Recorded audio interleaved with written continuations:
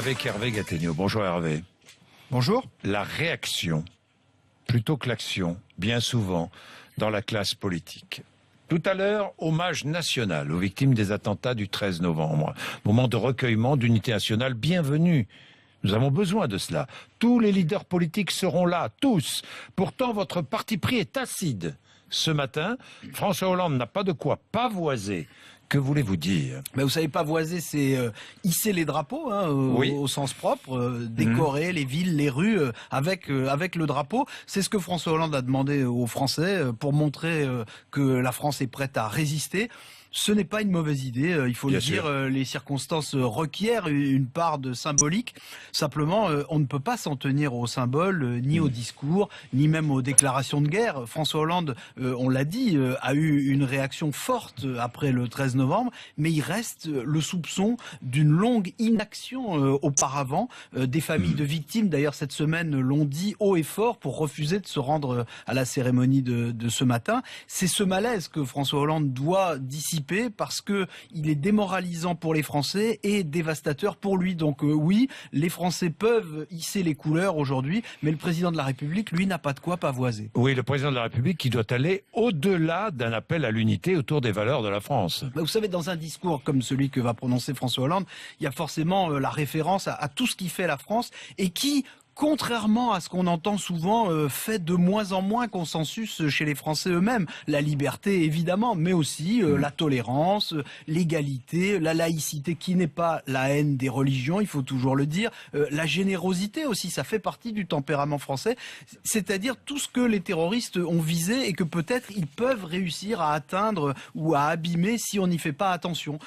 Mais au-delà des mots, il faut des actes. Il y a une enquête qui est en cours et qui continue. Il y a tout ce qu'il faut faire pour la lutte antiterroriste, tout ce qu'il faut faire pour la coopération internationale. Donc oui, des actes. Or, l'habitude s'est installée en France d'un François Hollande qui est le président de la parole, des formules, des hommages, et d'ailleurs souvent des oraisons funèbres, il faut bien le dire, plutôt que d'être le président des faits et des résultats. Et des résultats. Et tiens, vous faites allusion aux chiffres du chômage qui sont tombés hier soir.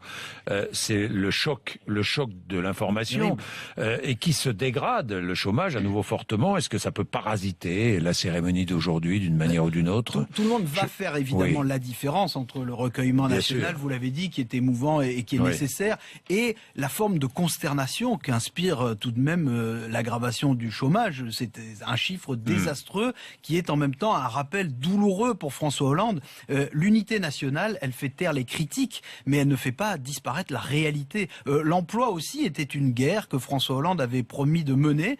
Et cette guerre, pour l'instant, le moins qu'on puisse dire est qu'il l'a perdue. Quand la parenthèse de l'émotion va se refermer, et heureusement ça va venir, ce qui va rester, c'est un climat de peur face au terrorisme et de frustration, de défaitisme sur les questions économiques et notamment sur la question du chômage. C'est un autre deuil national, mais celui-là sans cérémonie ni drapeau. Autre coïncidence, cette cérémonie survient 3 jours avant l'ouverture de la COP 21, une semaine avant les élections régionales. Est-ce que cette séquence peut marquer le tournant, le dernier tournant du quinquennat de François Hollande? Oui, vous avez raison, il y en a déjà eu beaucoup des tournants. Oui, il y en a eu des tournants. Et même beaucoup de virages, même beaucoup de virages politiques. Oui. En tout cas, c'est évidemment un moment clé. François Hollande avait misé énormément sur la COP 21 pour se donner une stature internationale sur un sujet fédérateur, parce qu'évidemment, sauver la planète, c'est quand même plus valorisant que de négocier sur la dette de la Grèce. Mais si la conférence s'achève sur un accord à minima, ou même pas d'accord du tout, ce sera un gros échec. De même que si la grande coalition militaire contre Daesh que François Hollande essaie d'inspirer ne voit pas le jour. Et pour l'instant, on n'en prend pas tellement le chemin.